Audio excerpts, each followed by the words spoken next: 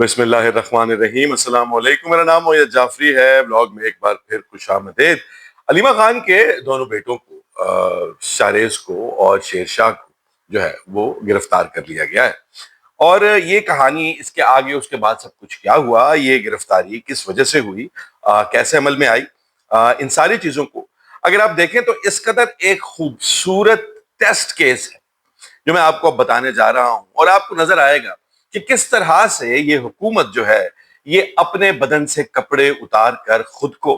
اور اس نظام کی حقیقت کو کس طرح سے ننگا کیا ہے اس ایک کیس میں۔ اگر آپ نے عمران خان کی گرفتاری سے لے کر پاکستان کے اندر پچھلے 3 مہینے میں ہونے والے اور اس سے پہلے بھی کئی سالوں سے ہونے والے معاملات جو ہیں ان کو سمجھنا ہو تو آپ کو کسی اور چیز کو سمجھنے کی یا دیکھنے کی ضرورت نہیں۔ صرف یہ جو پچھلے 24 گھنٹے میں ہوا ہے، اگر اس کو آپ ایک ایز اے ٹیسٹ کیس پڑھیں اور سمجھنے کی کوشش کریں اور دیکھیں تو آپ کو اندازہ ہوگا کہ یہ اپنی ذات میں ایک مکمل سٹڈی ہے، اور یہ آپ کو یہ بتاتی ہے کہ اس نظام میں آپ اور میں زندہ ہیں، اس نظام کی حقیقت کیا ہے۔ کیونکہ ہمیں ہمیشہ سے یہ بتایا جاتا رہا ہے، سمجھایا جاتا رہا ہے کہ پاکستان کے اندر دہشت گردی کی جو اس وقت تازہ ویو چل رہی ہے اس کے لیے جو نئے قوانین سامنے لائے گئے ہیں، جس میں کسی کو بھی شک و شکوک کی بنیاد پر اٹھا لیا جائے اور 3 مہینے کے لیے جیل میں بند رکھا جائے، اور اگر ضرورت پڑے تو 3 مہینے مزید جیل میں رکھا جائے، اس کے خلاف ہمیں کسی قسم کی کوئی جسے کہتے ہیں کنوکشن نہیں چاہیے۔ اس کے بعد وہ 6 مہینے کے بعد اگر دل سمجھ میں آئے، بات سمجھ میں آئے تو ٹھیک ہے، ورنہ چھوڑ دیا جائے۔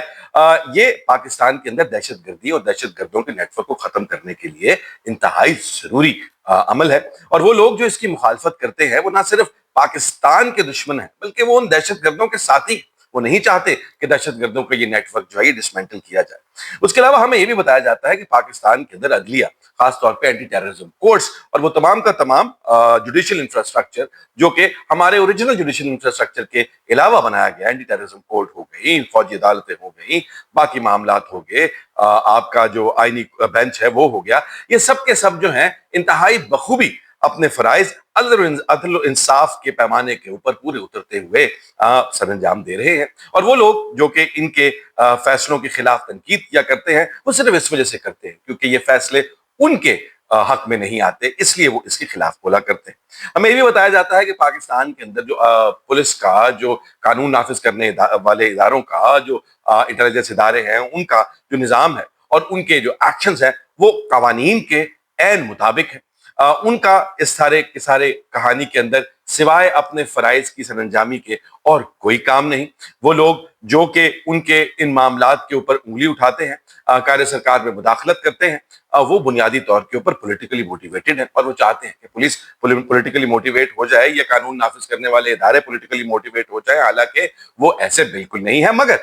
یہ ساری کی ساری باتیں آپ نے اپنے ذہن میں دھیان سے رکھنی ہیں، کیونکہ ایک ایک جو اس پوری کہانی کا جو ایک آپ کہہ لیں کہ سیٹ اپ ہے، وہ ان تمام کے تمام ایسپیکٹس کو اتنی بری طرح سے بے نقاب اور ننگا کرتا ہے کہ وہ آپ کو سمجھ میں آئے گا۔ پہلی تو بات یہ ہے کہ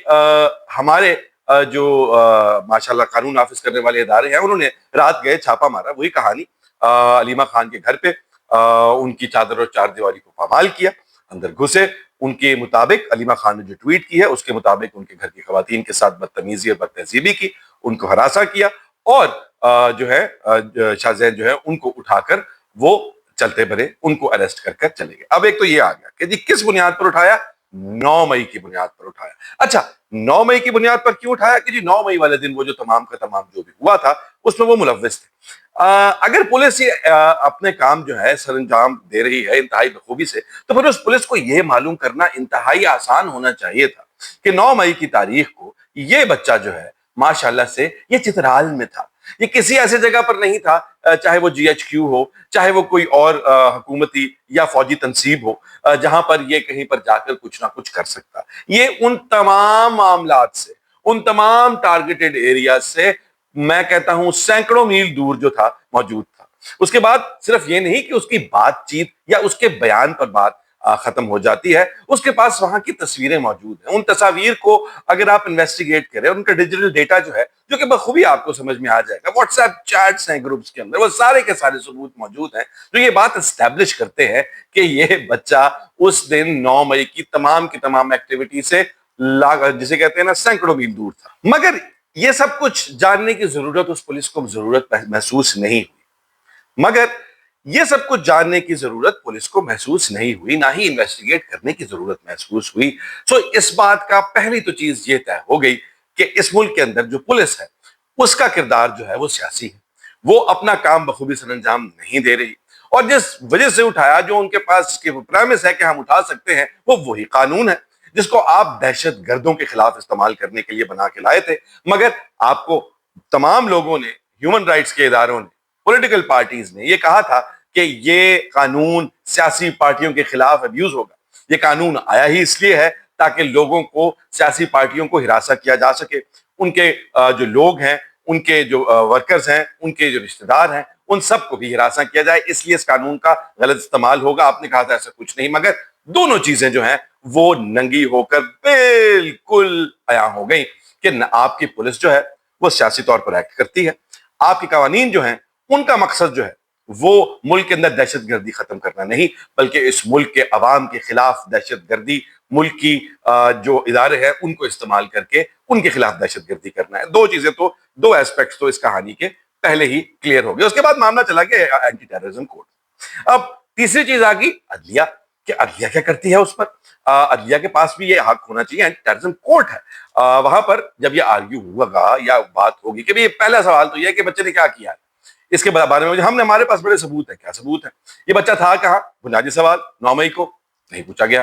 یہ بچہ اگر یہاں پر نہیں تھا تو کہاں تھا؟ جو اس کے دوسرے لوگ ہیں ان کے ان تمام آرگیومنٹس کو پس پش ڈالتے ہوئے, اگنور کرتے ہوئے,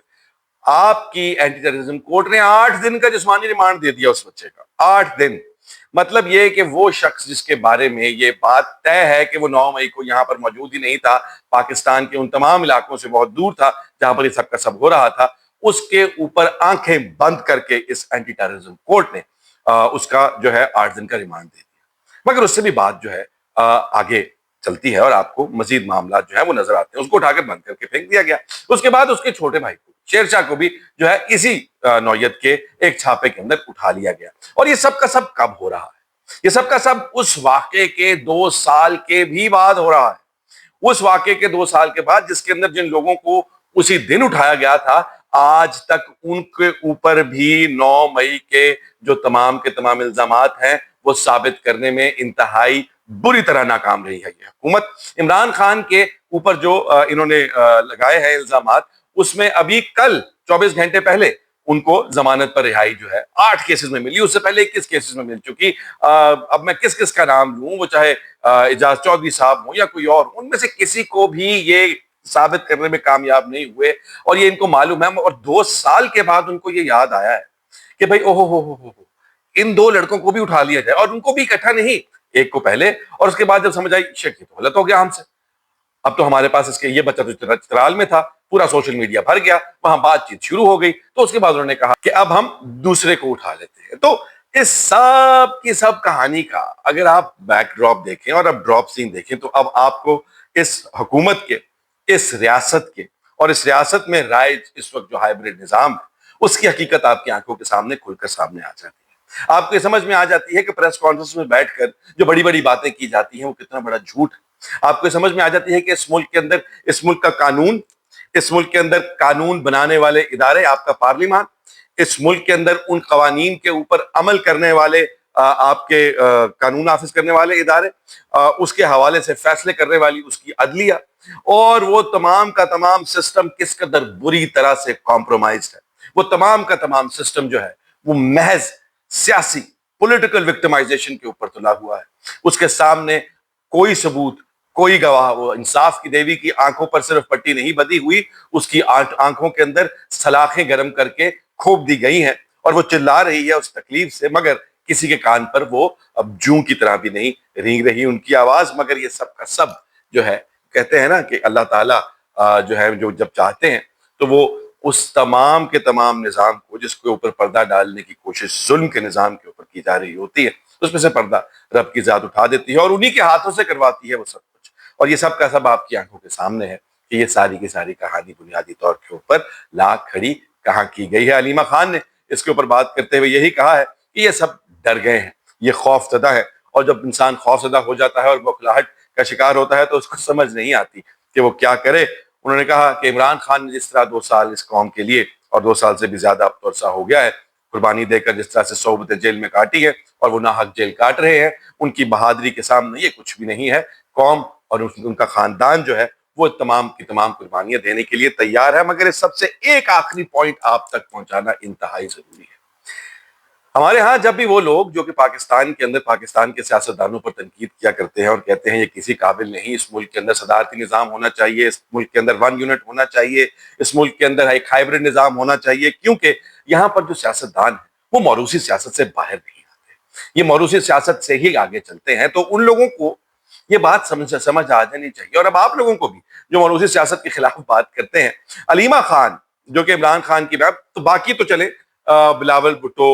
ہو گئے، بے نظیر بھٹو ہو گئی، ان کے حوالے سے بھی آپ کو یہ بات یاد ہونی چاہیے کہ بے نظیر بھٹو جو ہے ان کے خلاف کاروائی بھی اسی ملک کے اندر ہوئی۔ وہ کیا سیاست میں آنا چاہتی تھی؟ کیا بھٹو کا خاندان سیاست میں آنا چاہتا تھا؟ شاہ نواز بھٹو کیا سیاست میں آنا چاہتے تھے؟ ان سب کو جب جیلوں میں ڈالا گیا تو ان کو موروثیت ان کی یا ان کی آگے والی جنریشنز کو ساکن کیا گیا اس سیاست کے اندر، پل ان کیا گیا اس سیاست کے اندر، ان کو اس سب کے سب گند کا حصہ بنایا گیا۔ جب ان کے اوپر وہ صحبتیں ہوئی تو ان کے پاس اور کیا راستہ تھا بجائے اس کے کہ وہ اس کے خلاف کھڑے ہو جاتے۔ پہلے موروثیت کا بیج بوتے ہیں، پہلے موروثیت کی جڑیں بناتے ہیں، اور اس کے بعد یہ اعتراض کرتے ہیں کہ یہ موروثی سیاست کیوں کرتے ہیں۔ بالکل اسی طرح سے عمران خان نے یہ بات صاف صاف